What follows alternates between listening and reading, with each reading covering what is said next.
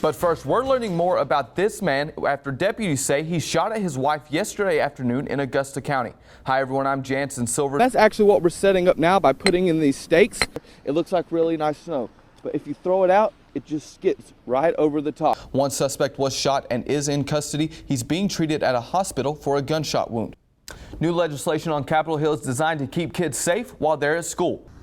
Even though I may really want to catch this rat-a-tat-a that's at my feet, right now we're on church property. Carolyn, it was actually this hashtag right here. I've got to say I'm going to be a little bit partial to Cami Newton over here. Now this evening, the Zika virus has reached Miami. Local police drove nearly 200 miles away and across state borders, all to hunt down a man on Waynesboro's wanted top 10 list. WHSV has been digging into Matt Weimer's past. They'll get a ticket from this nice man. Hey, you voted. And he'll tell me I voted. This is WHSV TV3 News 11 at 11. 11 minutes of nonstop news and weather starts now. Right now at 11, a scary scene for drivers on Interstate 81. What caused an RV to overturn and the backup that ensued. Plus, Hillary Clinton pulls ahead of Donald Trump in a deep red state. The latest poll numbers in your voice, your vote. Good evening and thanks for staying up with us. I'm Jansen Silvers. Isabel Rosales has the night off. A Tennessee couple is expected to be okay after the RV they were in flipped on the side of the interstate. New at 11, the crash happened around 6 o'clock this afternoon here, just north of exit 222 on Interstate 81 northbound in Stanton. The left lane was shut down for a while, which slowed down traffic. State police tell us a blown tire caused the crash. The man and woman were described as being middle-aged. Police say they were both wearing their seatbelts and only had minor injuries. There's no word on where the two were headed. And we're still working to get more information on a deadly crash in Augusta County. It happened just before 3 this morning on Greenville School Road near Greenville. We know one person died and another was injured. Virginia State Police tell us this Toyota pickup truck was the only vehicle involved. Not much more information has been released. The cause remains under investigation. And in your voice, your vote, Hillary Clinton is pulling ahead of Donald Trump in the deep red state of Georgia. A new poll by the Atlanta Journal-Constitution shows Clinton with a 4-point lead. 44% of voters said they support her compared to 40% for Trump. But the poll shows her lead shrinking to just 3 points when Libertarian and Green candidates are included in the survey. Georgia has voted for a Democrat only 3 times since 1964, including twice for native Georgian Jimmy Carter. Meantime, the Republican presidential nominee received a lot of backlash after refusing to back several top Republican lawmakers for re-election. Now Donald Trump is giving his support in hopes of healing a deepening rift within his party. Scott McLean reports. And in a developing story, police in Danville are investigating after someone spray painted Black Power and some inappropriate words on the building as well as a few homes. It's the front that's so disturbing. It's not the early morning phone call Pastor Brian Martin wanted. He says Danville police called him around 7 this morning. He found graffiti spray painted on his church and learning center.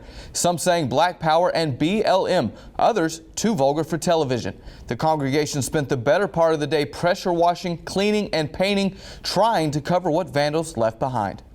But this isn't the only damage. Some sheds and other homes along the road were also vandalized, including an apartment building. Investigators are still working to find out who's responsible. And with school just around the corner for Valley kids, parents are out shopping for school supplies.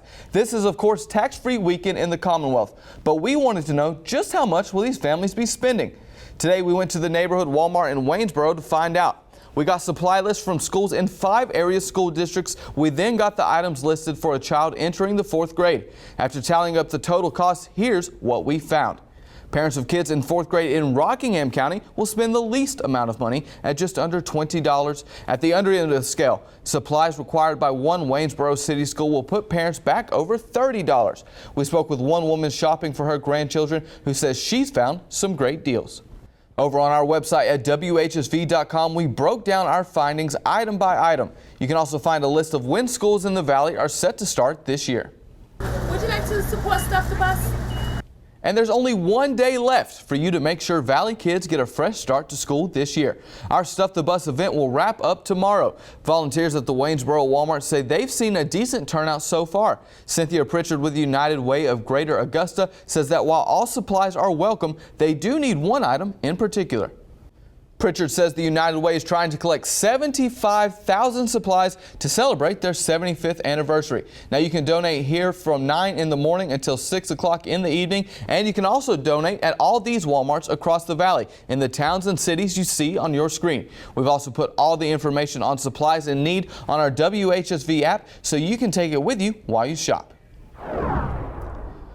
Following up on devastating floods in West Virginia, the amount of damage done now reached almost $55 million. The State Division of Highways announced a revised road damage estimate about $8 million higher than an estimate made by state officials on July 7th, and about $19 million more than an initial estimate the week before that. The damage spans 17 counties.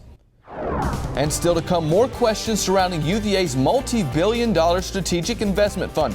What a former Board of Visitors member is challenging tonight. They played judge, jury, and executioner. And more outrage after the shooting of a black teenager in Chicago. Why officers decided to release what they call shocking and disturbing video showing the incident. All of that coming up next.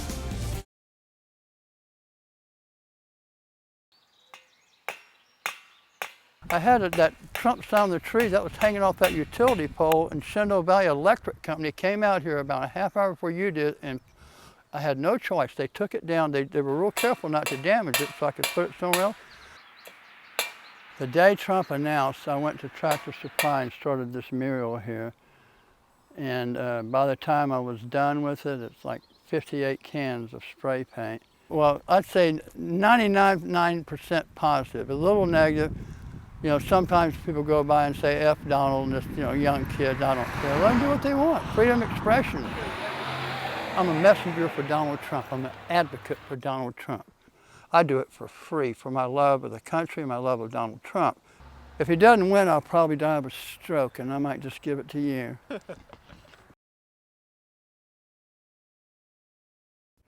And so, what do you foresee happening with your farm, in the next 15 to 20 years? Well, to be honest, at this point, I'm not sure.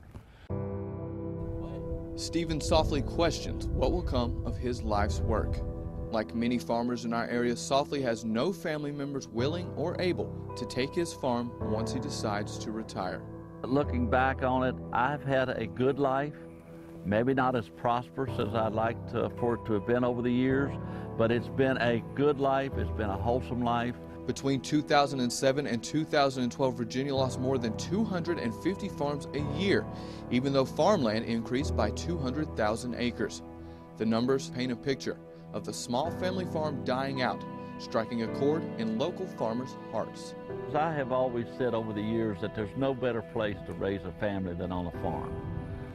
You might not be able to give your children everything in life that they think they should have, but you teach them a work ethic that a lot of times they don't find out in the world in other places. A lot of people talk about, they get to go to see the grandkids this weekend. They haven't seen them for so long. But we can see our grandkids just about every day. And we can see our two children about every day. The Myers family, Dan Myers, his son DJ, and daughter Teresa, have been on this farm for 7 generations since the land was purchased in 1877. The family says growing up on a farm taught them all the opportunities a farm can give future generations. And that doesn't only provide opportunities for them to be closer as a family and as individuals and people, it provides memories for them as well. When it comes down to it, you look at the road laid out in front of you by your parents and your grandparents, and you try to improve on that road. But it's still the same road and it's still going the same place. The Myers have increased their farm size 800% just to keep their farm alive, but say continuing the legacy is well worth the work. It's a very satisfying process. It really is, to watch our parents do it ourselves, and then see what the next generation can do better than us and still get the same goal. One thing we have to remember too is that we can't grow any more land. So we have to be a little careful and think down the road. We still want land that we can produce food for people. Both families say that is the most important part, continuing to provide for the community even long after they are gone. I would like to be able to come back and see the farm. see it being used to produce food and fiber for the people.